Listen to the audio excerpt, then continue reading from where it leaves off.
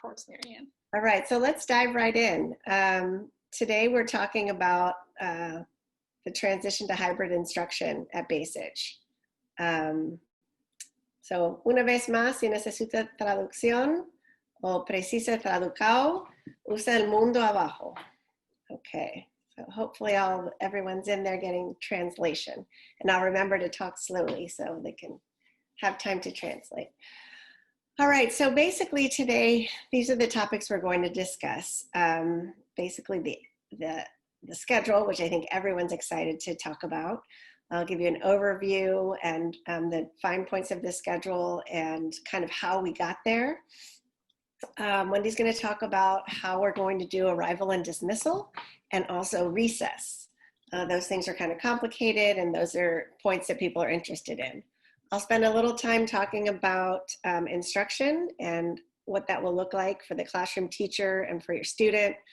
We've learned a lot through our pilot, so we'll talk a little bit about that.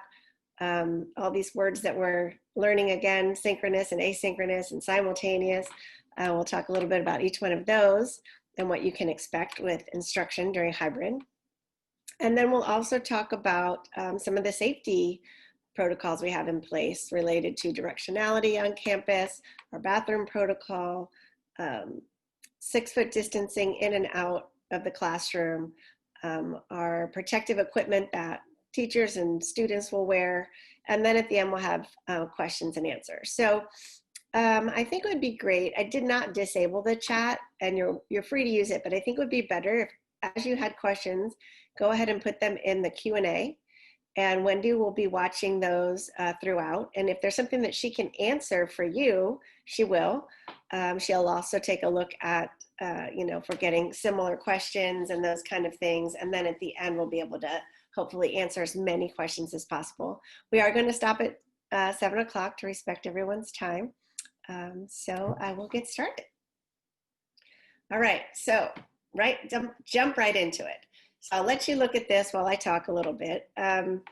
So historically, just to get a little bit of history about our schedule, one of the things that was really important is that we wanted to be able to create a schedule this summer that transitioned easily from distance learning to hybrid instruction. And hybrid instruction is that some students are still distanced and some students are at school. So this is not full everybody back. It's hybrid, right? So it's a hybrid model. So when we created our distance learning plan, we were thinking ahead of how this could transition into a hybrid plan. And so you'll notice that our schedules look somewhat similar to our distance learning schedule. Now, some of the things that we had to consider when having people on campus is some of the things that Wendy's going to talk about our recess breaks, where we would take them, how we could take them, how many people could be out on campus safely at one time, with all the social distancing and those kind of things. We did consider many different models, especially for K1, that's what we're starting with now. We considered an AM/PM model, which I think you might have heard other districts have been trying, where you teach one of your cohorts in the morning, and you teach another of your cohorts in the afternoon, but one of them is in person and the other one is distance learning. And the cute little phrase that I've heard and I'd like to start using that makes sense for all of us, and because when I say live, sometimes you think live, is that live in person or live meaning online live, is roomies and zoomies. So if you are at school, you are a roomie, and if you are at home, you are a zoomie. So I will try to use that the rest of the night to kind of help us figure things out. So we have decided that the best model for us is having 1 week of cohort being a roomie, and the next week that same cohort is a zoomie, and flip-flopping. So other people have heard this as week on, week off. Thinking about the AM/PM model, even thinking about that one week on, week off, the time didn't work to get the kids what we wanted to get them, which is 3 hours of instruction, either in distance learning or in person every day for kinder, and almost 4 hours basically for first through fourth. I think it's first through third is 3 hours and 50 minutes, and fourth is the full 4 hours. So that's the really hard part about AM/PM. But we looked at as many different situations as we could, weighed all the pros and cons, and we really feel like week on, week off, it unifies our school district. That's what Kent is doing. It provides consistency for students. We had a pilot where we're still doing our pilot where the teachers were expressing to us their comfort in having the same kids for 1 week in person get into a groove. They couldn't imagine doing the 2 days and then a distance learning and then a 2 days of other kids. We thought about safety as far as keeping our classrooms clean and all the contact, and thinking if we had one student cohort a week, that would be easier. So, and of course, again, the transition from distance learning to hybrid, making it smooth. So this particular schedule that you're looking at is a sample kinder schedule. And the reason I'm still calling it sample is because at this point, teachers are teaching distance learning and then still trying to plan for hybrid. And so they're having snippets of time after school each day, trying to find, we're making time for teachers to plan. And so they haven't fine-tuned everything yet. But the basic idea is, as you can see there, there'll be a staggered arrival. Kinder would come at 8:20. They would go right to their class. There are dots on the ground for them to wait in line 6 feet apart. And we'll show you some pictures of that later. And then their 3 blocks are similar as that they have now. And they will have their 2 recesses, although we learned through the pilot that longer recess in the morning would be better. And again, Wendy will talk a little bit more about that. Our enrichment time is still there. So we have the same blocks, and it's generally the same schedule, 8:30 to 12. So before I talk about what the instruction will look like, I'll let you see the other schedules. So we also have a schedule here for first and second. Theirs looks similar again. If you look down the row, where it says general, similar to how it looks right now. The times are a little bit different off of recess, but not extremely different. There's still morning meeting, and then there's still their 4 blocks. They'll still have them in the same order. So this is another benefit for our kids with who receive ELD instruction, or maybe they're in math intervention, or maybe they receive special education services. Keeping our schedule similar makes it so we can easily transition, and those teachers that are providing that instruction don't have to find a completely different schedule, but they can still zoom in with their students.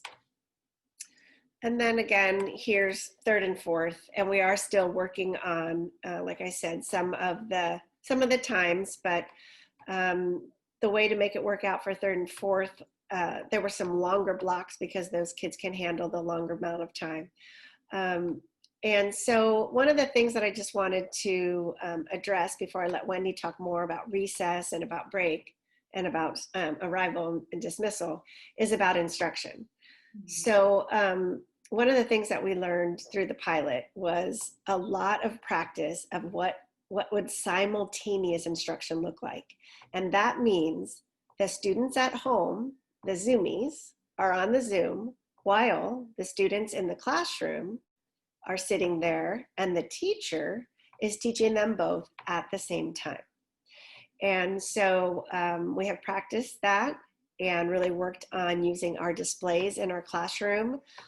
We have webcams. We've practiced with speakers for conference calling. And we are slowly but surely figuring out the perfect connection with how to use the display for sound, for mirroring images. So the students, the Zoomies, see on their screen something that the teacher is projecting, whether it's a video or her dot camera, and then the students in the classroom are seeing it on the big displays we have in all the classrooms. They've done morning meetings together, mystery science, those kind of things. And then the teachers have found that the best way to teach a lesson is simultaneous. But then usually when they break into breakout groups, they're calling this the time where they're saying, and then off you go. And in the off you go time, the students in the classroom are getting instruction live, or roomies. The roomies are getting live instruction from the teacher and support. And then the other students, they may be in breakout rooms getting support from a paraprofessional or one of our enrichment teachers that's supporting. They could be in a breakout room with other kids working, and it's independent. And so one thing that you'll notice that will be a little bit different is that kids that are the Zoomies may have some more time where they are doing some independent work. But when we're calling it independent, their Zoom isn't off and they're off by themselves, but they're maybe not with the teacher. Maybe they're with a paraprofessional or an enrichment teacher. So we are working with our superintendent to get more support for the time when the Zoomies don't have their teacher directly there checking in on them. And one little anecdote I wanted to share from Maria Martin, she was actually, Marjorie Bukowski said this too, is some things are actually better in this way for the Zoomies. For example, when you check in with students when they're reading, like doing their reading zone work, and you want to do the one-to-one reading check-ins, you can't really be close to the students that are roomies. We have to keep 6-foot distancing. So it's hard to have a conference on a book 6 feet away when there's other kids in the class. But when the kids are the Zoomies, she can wear her headset and talk to students one by one as they're in breakout rooms about their books, and it's very close and personal. And the kids that are in the classroom are reading silently. So some things they've really figured out. I have to say, the pilot has been just wonderful. And thank you again for the families who participated. We're calling you pioneers, but especially the teachers and the paraprofessionals that were involved, because boy, did they help us really figure out a lot of the kinks, and really, really helped us figure out what was best for kids and what was best for our teachers in this model. And if we hadn't practiced, we wouldn't know. And at the beginning of the year, when we got thrown into distance learning, we were saying a lot to ourselves, well, this is how we'll start, and then we'll adapt. Now we have a little bit more education about how to start, but we still may have to adapt. I think that all the grade levels will be a little bit different, but we're feeling very positive about where we've landed with our schedule and the reasons why we made this decision. And yes, we will definitely start one way and then reevaluate, because we still always want to do that, be reflective as educators. So I'm going to stop blabbering and let Wendy talk a little bit more about what it'll be like to have a staggered start and what recess will look like, and kind of wrap your head around that. I think I'll give you this one, Wendy, just to. Great. I'd be happy to talk about that. So yes, so thinking about our safety protocols for arrival, dismissal, and recess, we have procedures in place that we're asking our Bacich community, our Bacich Bears, to follow to help us minimize the risk for our students and staff. And the first starts with our families to answer the 2-question screener that you will be receiving in the morning. The questioner, again, will have 2 questions. Have you, your child, or anyone you live with had close contact with anyone who's had COVID-19 symptoms, prolonged symptoms, or been diagnosed with COVID-19 within the last 14 days? And the second question is, are you, your child, or anyone you live with experiencing any of those symptoms? It's really important that you complete that screener every morning. That's sort of like the key for students to be able to come onto campus. That needs to happen each day. If you do happen to answer yes to either of those questions, your child should stay home. So it's important for you to call the office, let us know, and that your child will not be coming to school that day, so we can make sure that they are well and are feeling well to come potentially in the future, maybe even the next day if things recover. And so there's that really important component. All other students are welcome to come to school and should wear a mask that covers their nose and mouth. And that needs to be on at all times while on campus. The only exception is when students are eating their snack at recess or drinking from their water bottle, but it's really important for students and our staff to keep those masks on while they're at Bacich. As far as arriving at Bacich, there are designated gates where students will be entering, and Students will come to the gate at the specific time that will be assigned to them. So you'll be looking for that information assigned to different grade levels. So that will be information will be forthcoming. So when arriving at the gate, students should line up, maintaining their 6-foot distance between themselves and the student in front and behind them. At the gate, a staff member will welcome each student individually and complete 2-part of a daily health screening process. The first is just to make sure that the health screener has been completed. If this isn't the case, we'll have the student likely come to the office so we can call home and ask the screener questions. And then secondly, this staff member will take the student's or the child's temperature. And if the student happens, there's a yes again to either of those questions, then the child will not be permitted to come onto campus. And if the child also has a fever of 100.4 degrees, they also are not able to come onto campus. And we'll contact you and our parent or guardian to have the child picked up. So for all other students, they will enter the campus and walk to their classroom following our new yellow arrows, which you'll be seeing some images of in just a moment, which are on the ground for directionality to really help our students know where to walk in which direction when they're on campus. Once at their classroom, they should line up at our dots that are in front of their homeroom classrooms. Our dots are these stickies that have the number of the classroom on them. So students know where to go. They're also spaced 6 feet apart. So that's really helpful to keep students maintaining that distance. And students should remain on the dot while waiting directions from their teacher to be welcomed into the classroom. Dismissal is a similar process. So students will exit the campus to the same gate that they entered. And like the arrival, students will be dismissed at staggered times. And the earliest arrival will have the earliest dismissal time. So we make sure that we have the same length of the instructional day for all students. And as always, while exiting the campus and navigating off the campus, students should continue to maintain that 6-foot distance from other students and staff, and then of course keeping their mask on. So thinking about recess, and we know that recess is a really important time of the day for our kiddos. It's an opportunity to be able to have some screen-free time outdoors, get some fresh air, have a snack, and to play. It is a chance for students to move around as well while maintaining their 6-foot physical distancing, and really enjoying that unstructured time, chatting with one another and playing games with members of their cohort. So for recess, each classroom will have a 20-minute recess, as Marianne had mentioned, where they're able to eat, and then they're going to be able to then play.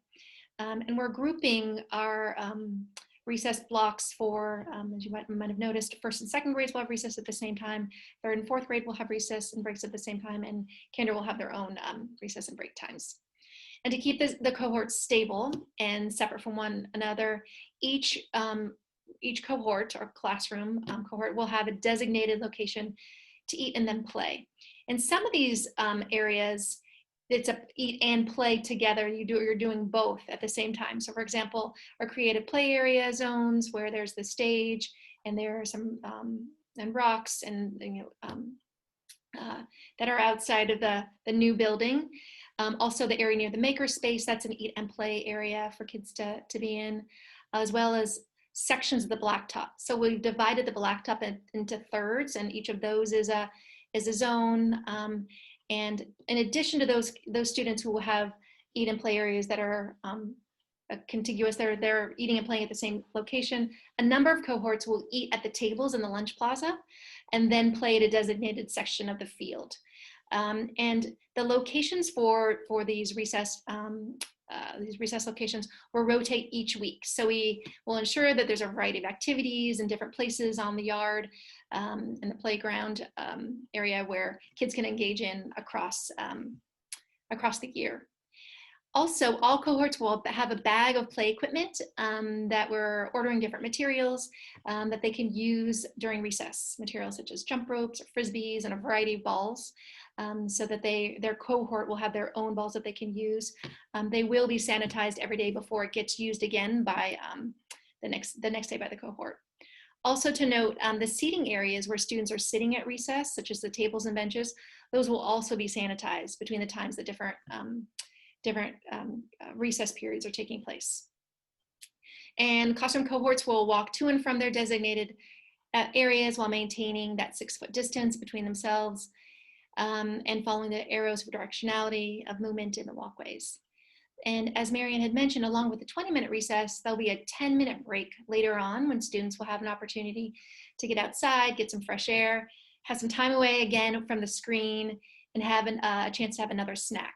So this isn't as much of a play time, but it's more of a time to just have a snack and to have that break.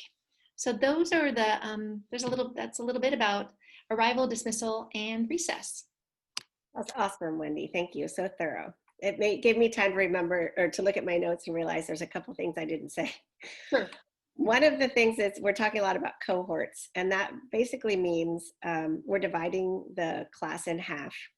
And the MOU says no more than 12 students, but we'll probably come back with a smaller number than that. And so we'll be communicating that eventually in the next few weeks. But the students who are doing distance learning, they will be a part of a cohort. They will just still be at home. So the day that their cohort's at school, if we're telling the off you go students, at the Zoomies, off you go, that distance learning student will stay and still be a part of the roomies. So maybe they'll be on the display or on the teacher's desktop so that they can feel a part of a cohort. Also, we are considering families when we make our cohorts. Teachers were working diligently on it today, and it turns out it's another big puzzle. But we realized some of our classes actually have over 16 kids that are siblings with other students at school, because we thought we'd put them all in the same cohort. So we'll be creating a little complicated rubric that will figure it out. So some families will be in cohort A and some families will be in cohort B, but we will try very hard to have all the siblings in the same cohort, including the siblings that, if there was siblings at Bacich and at Kent. So that's a little bit of a puzzle, but we're working hard on that because we know that will help families. The other thing is that I just wanted to make sure you know that we will be communicating all these things that we're sharing. We have everything spelled out, the recess cycle, the bathroom procedures, the protocols for arrival and dismissal. Tonight we're just giving you a taste, but everything will be communicated very specifically so you can understand all of our protocols. And speaking of protocols, I wanted to show you some of the things you can see on campus. So for example, we have a lot of new signage. So you can see here, this is the gate that bikers only come through. It's, I've been calling it gate 3, I've had to name our gates, and it's the gate that's closest to the field in the front by Sir Francis Drake. As you can see, you must wear a mask, 6-foot distancing. The sign that says attention is basically saying that you can't enter if you have any of those symptoms. The red sign lets you know that it's only staff and students beyond this point. And then the small yellow sign is about which students can enter here. So this is only bikers, grades 1st through 4th on their bike will come in this gate. So there's lots of new signage around campus, hand washing signage, you know, so many things. Another one here, you heard Wendy speak about our snack areas. The blue lines that you see kind of help students realize if their cohort is, and we've named all our areas, so if your cohort is stage, then you would stay to the left of that blue line where those stumps are, and you get to be on the stage and you'd have more creative play. Wendy mentioned the equipment, so we will have some jump ropes and things like that, that depending on where you are, you could jump rope. We're going to hopefully purchase a portable cornhole game for every cohort, so that's kind of fun. And that'll be able to be played in certain areas. As you can also see, there's a little yellow dot that has a 3 on it, and that is one of the 12 classroom 3 dots.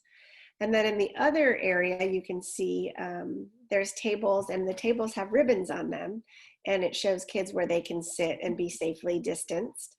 And so there can't be 4 people at one table.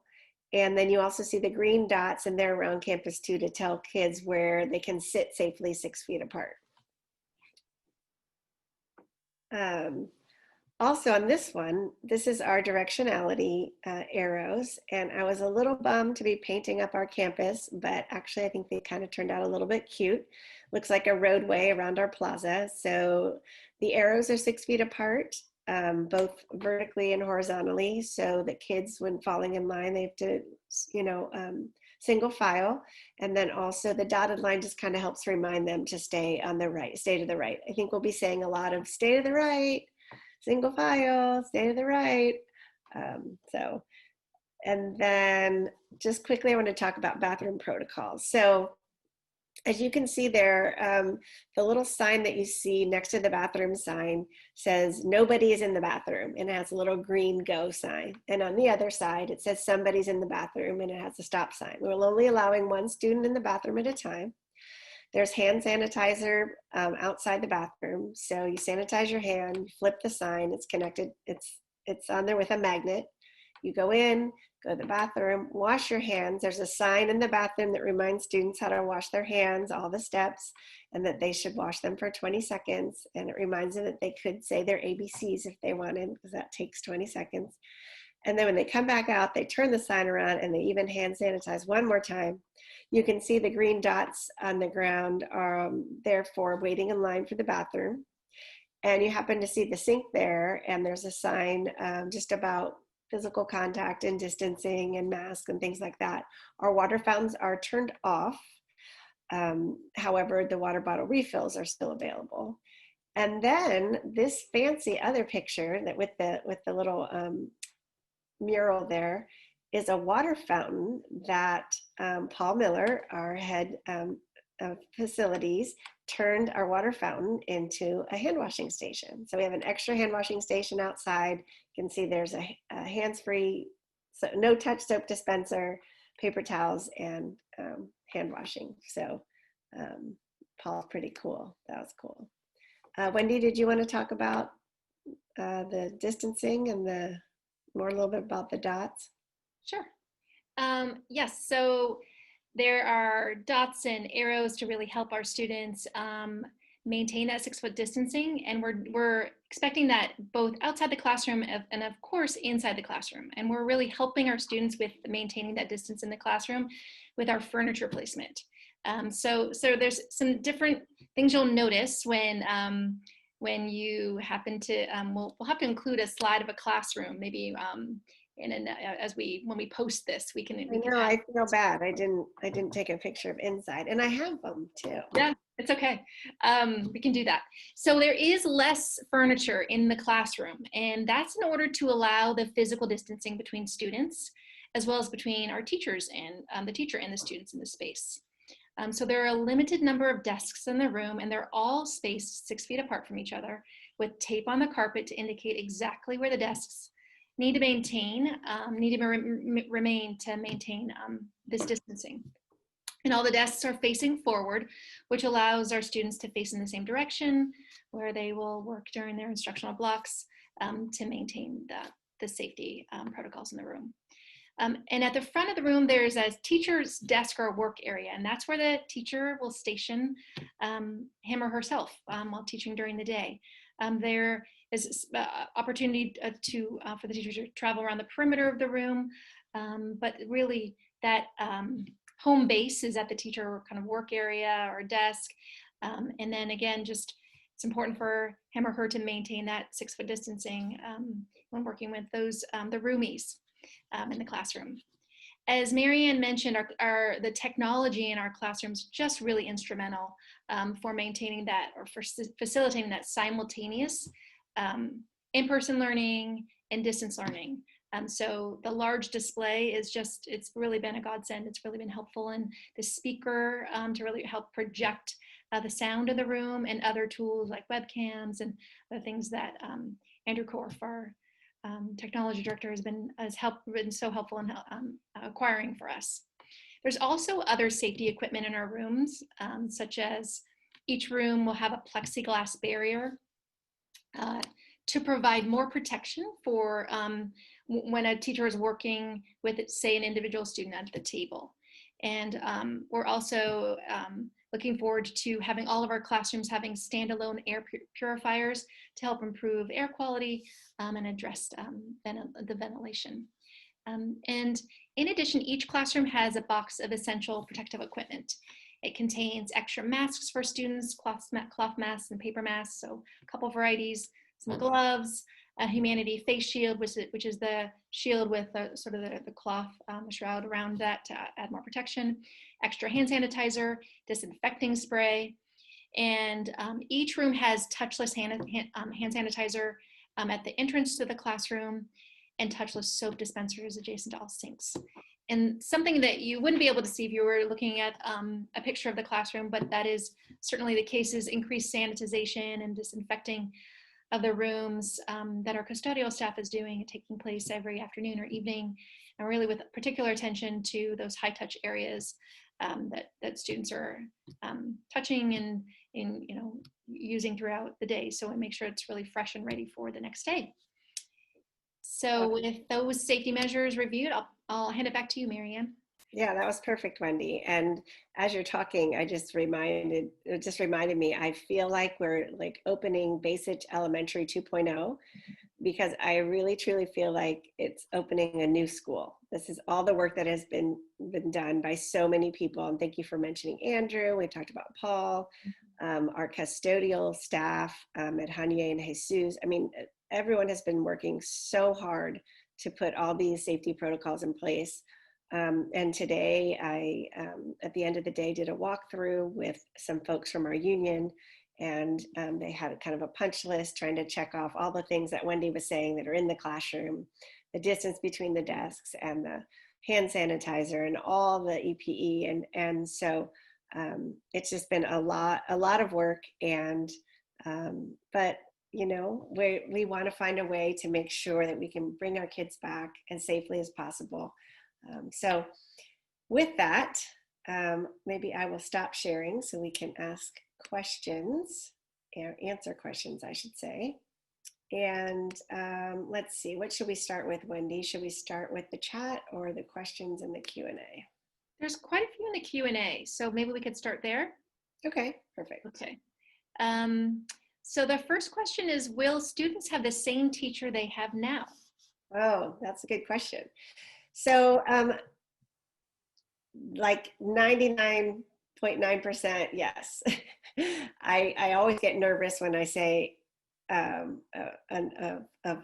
ultimatum, but yes, our teaching staff will be similar to how it is working now.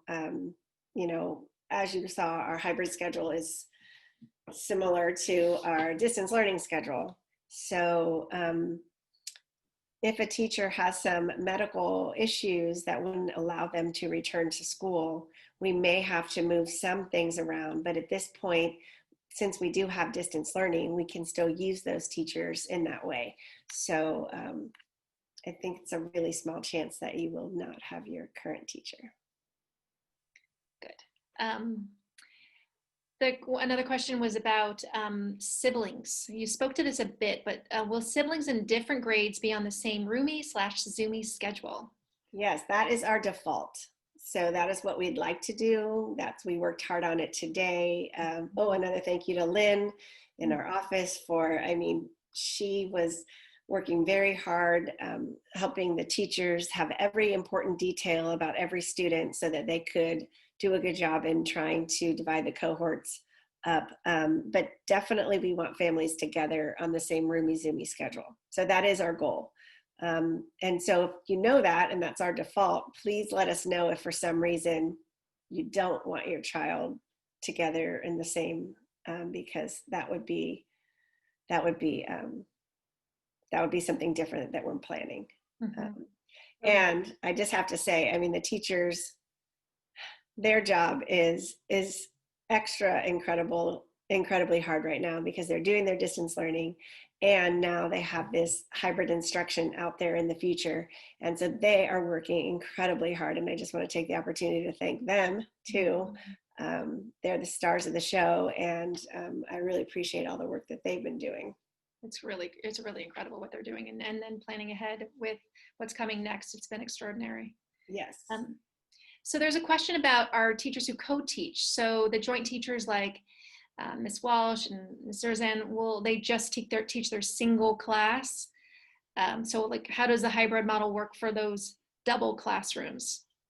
You know, they're still going to work on doing the best co-teaching model they can. So I'm going to leave that one up to them. And then that we've already talked about it a little bit, but they're the masterminds behind that one. And they really see the benefits of co-teaching. And I think that they will continue to do some co-teaching as much as they can. Obviously, they can't physically mix their cohorts, but they can still help support co-teaching with the Zoomies.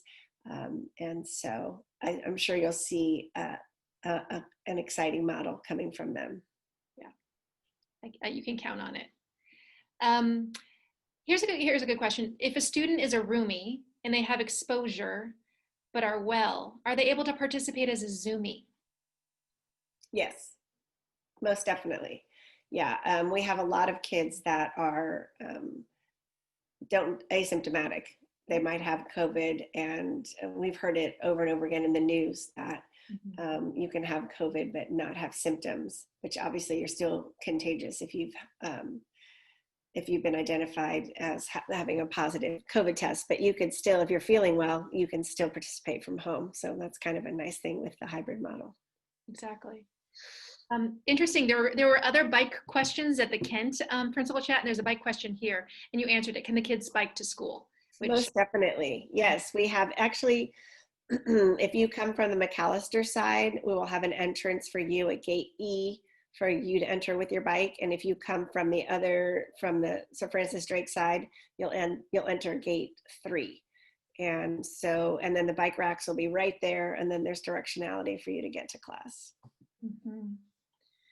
A question about bringing materials back and forth. So will students be asked to bring materials back and forth from school, including their Chromebooks every week? How often are students working on computers at school? Okay. Yeah. So the pilot did have the kids bring Chromebooks to school every day. So the pilot was for 4th grade. And we did have extra Chromebooks in the classroom if a Chromebook stopped working or wasn't fully charged, but we encouraged the kids to bring them fully charged. However, at school, they're not using their Chromebook the entire day.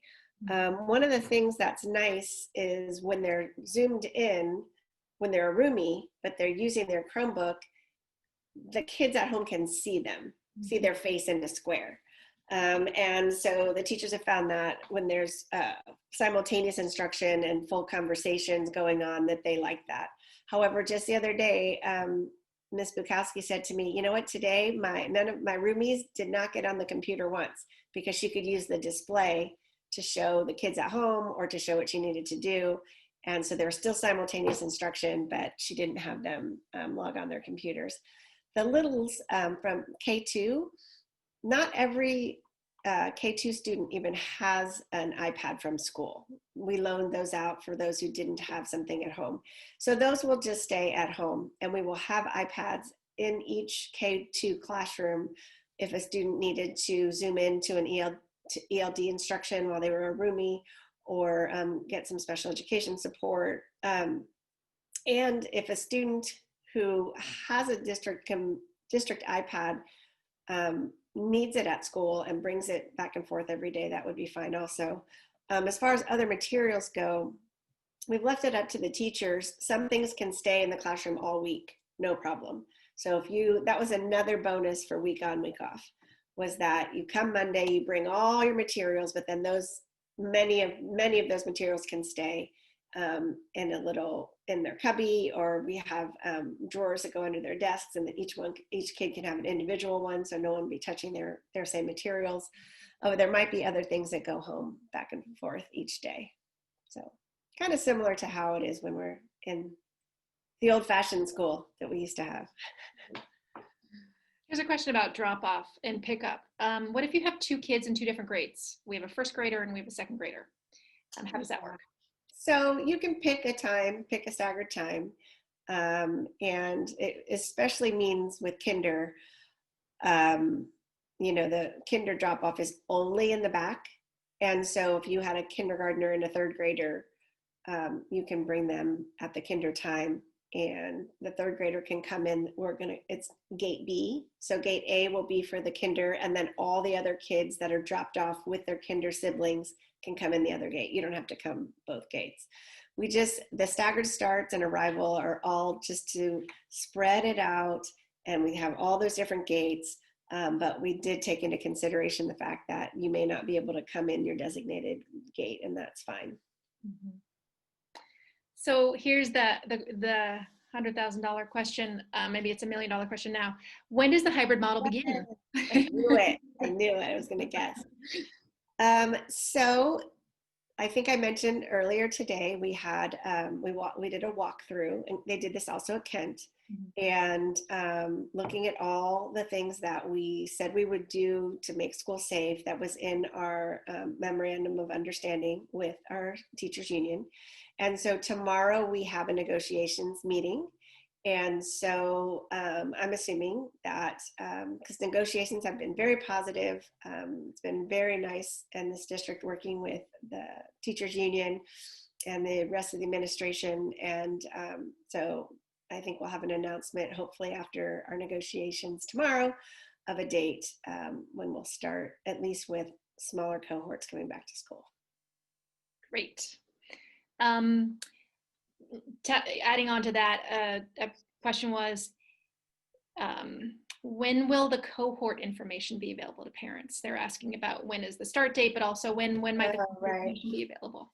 Yeah, that'll probably all be around the same time. As soon as we get a start date, like it feels premature to me to like send out the bathroom protocol or the arrival dismissal, which gate you're coming in, and those kind of things, including the cohorts, when we don't have a date. The date helps us backward plan, and so I can't tell you when we'll give you that, but the communication of all of those things is really important, and they'll be as soon as possible. As soon as we can, we will. Question about the schedule. So if with the week on, week off limits the number of students on campus, why does the day end so early? So why is our schedule as right now? Okay. No, that's a great question. Well, there's a couple things. When we initially designed the distance learning, we were thinking about the hybrid instruction, and we were really worried about having all students eat lunch on campus. That staggered recess was really is really complicated too, and we're doing our best to make kids, they gravitate to each other, but to keep them apart in their different cohorts and their different spaces for recess. And lunch, I think, would have been especially complicated. So that was one of the reasons. Another is that the state is requiring us, of course, to do the hours that we are doing. So kinder's 3 hours, first through third is 3 hours and 50 minutes, and fourth through eighth is 4 hours. And so we're keeping to those with breaks. So it's 4.5 for first through fourth, and I think 3.5 for kinder. And really in the afternoons, we use that for teacher planning time. And I don't think that they would be as fabulous of distance learning teachers as they are without that protected time. And again, we're all learning a new way to teach. And I think we all know that our teachers have done an amazing job with distance learning. We want to continue that with the hybrid instruction. And so that's when we have our IEP meetings, SSTs, planning meetings, faculty meetings, grade level chair meetings, and those kind of things. So that has worked for us till now, and I think that was one of the things we'd like to continue. And I'll just add to that in addition to this, the teachers working, we know that students are continuing to work in the afternoon after lunch. So they might be doing their daily reading, they might be doing their PE minutes, doing some PE movement activities. They might be getting on the enrichment board and doing some activities from our enrichment teachers. So that is we're finishing up work that that they started earlier in the day. So that the instructional time, the independent work time, should continue after lunch. So that's available for kids to keep that going. Okay. This is a really good question. Will there be a car line? So I don't know exactly what that means, but everything is going to be different. But there'll be a line of cars. The issue will be that there'll be no one to open the door for your child or close the door like they've done before with the parent volunteers, which it sounds like was super fun and super positive in the morning. And so we will have to work, you have to teach your kids how to open and close the door and get out on their own. We don't want parents out of the cars because we'll have too many people to have to social distance. So that's going to take some getting used to, and it might take a little bit more time. Hopefully the staggered starts will help. I'm thinking out loud here. It's probably not smart in front of 180 people, but kinder, I'm not sure about kinder and opening the car door for a little kindergartner. So you guys can tell me if a kindergartner can open their own car door and close it and get out. Hopefully they can do that. And if not, we'll have to talk about some solutions for that. So good. When will we be notified if our child's teacher is not returning? When I don't think there's anyone not returning because we have the distance learning option. So we'll just have to rework some things. But when you get your cohort information and we have our time, then that's when you'll get that information also. There's the other question that it's kind of baffling us at this moment, but is what will we do when it's raining? Oh, we've had funny conversations about this one. We've talked about getting every kid an umbrella so they can still go outside. The issue is, of course, they could stay inside for recess. They've done that before. The issue is the snack. And so we have to have some conversations about that. We don't want to send kids home starving on rainy days. We do have places on campus that have, protection. And so I think what we'll have to do is do a little bit more different kind of recess where kids can go outside and eat their snack and then come back in. And so they won't get to play. So that's not so fun, but rainy days are never fun. So, but we'll work it out and we'll make sure kids get snack. We don't want them to be taking their mask off indoors and eating a snack. So we'll get them outside, get a snack in them and put them back inside. Yeah, we'll figure that out. There's a question about bathrooms and monitoring bathroom usage, wondering how effective little kids will be at following these rules. So good one. You know what? I wondered how good they'd be too, but our first 2 weeks of pilot, we had 3 kindergartners and 2 first graders, and they were amazing at the turning, it was like a whole ritual, hand sanitizing, turning the sign, going in. But at breaks, when a lot of kids will be going to the restroom, we will have our yard supervision out there supporting.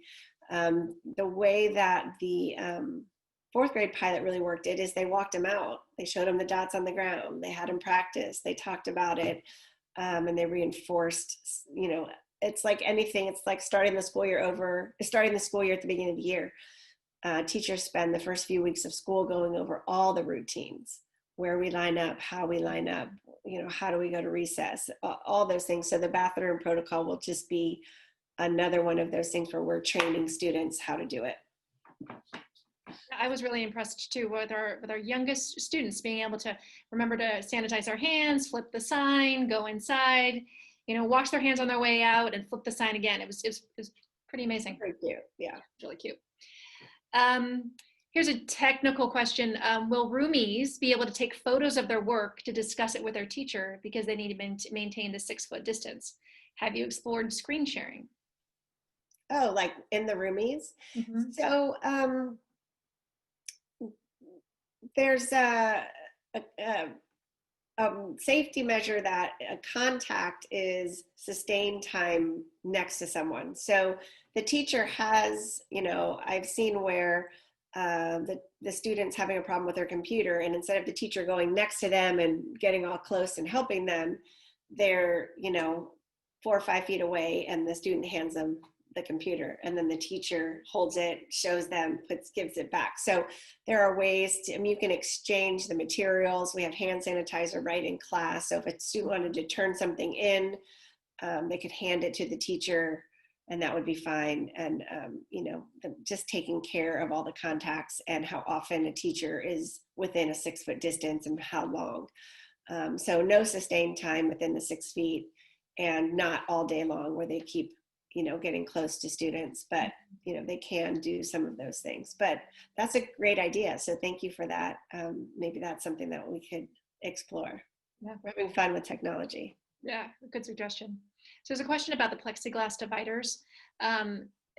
The question was, are they going to be at individual desks, or is that only for high traffic areas? Yeah, no, so what happened was we had plexiglass dividers made for us for some special education testing, some testing of English learners at the end of the summer, and before we even, or just when we were welcoming students back to school, they were coming back and getting in-person assessment with plexiglass, the EPE, and the whole deal. And then once we started doing that, classroom teachers were like, well, I'd like to give a reading assessment to one of my students who I'm worried about, and it's hard to do it online. Can I call them in? So they followed the same protocol and used the plexiglass shield. And so then we started realizing that we should get one of those for every class, so that every classroom teacher has that option to work closer with the student if they needed to, and have the shield. So that's just for as kind of like as needed to work at a table with a student closer than 6 feet, but using the shield. Mm-hmm. So. And I've also noticed some of our teachers have been using that outside. They're doing some reading assessments. They might go outside for a longer period of time with the plexiglass barrier between the student doing the reading and the teacher, and that's been really effective too. So they can get a little bit closer, but outside. Is it too late to do hybrid?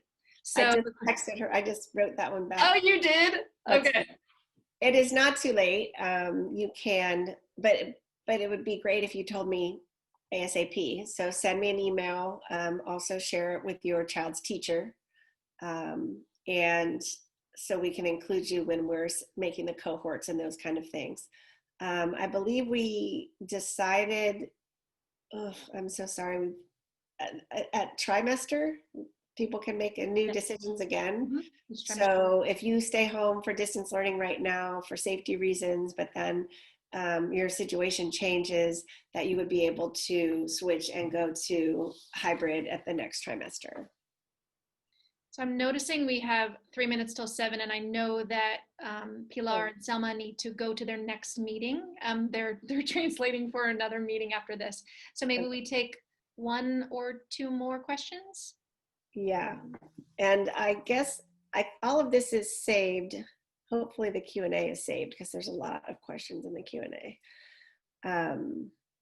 Because I can go through them and maybe send more information out, because Wendy and I spoke about what we were going to talk about tonight, and we were hoping we would cover everything, but clearly there's obviously always going to be more questions.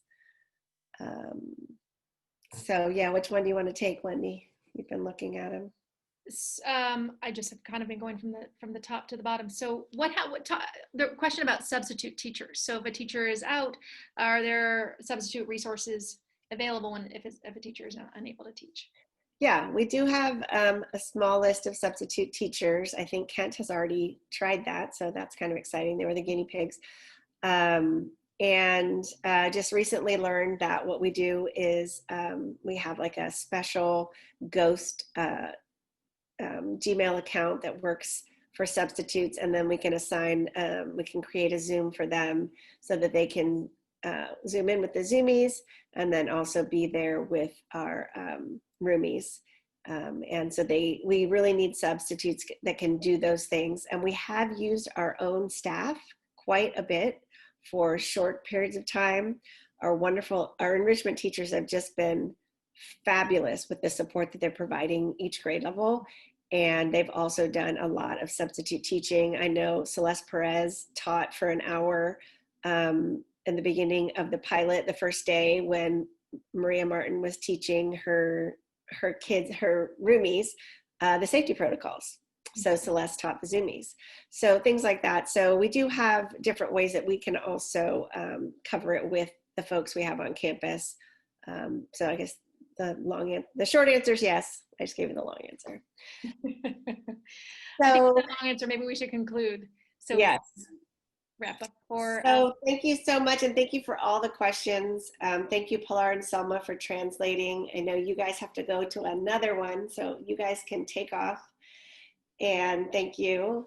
And this whole thing is recorded, and I'm crossing my fingers, and I'm almost positive that the Q&A will be saved. I'm going to check at the bottom and double check, and also the chat. And so I will do my best to look through the questions and get the answers out to you ASAP. So thank you for joining us tonight. I really appreciate it, and take good care. Thanks, everybody. Great to sort of see you virtually, and hope this is helpful to you all.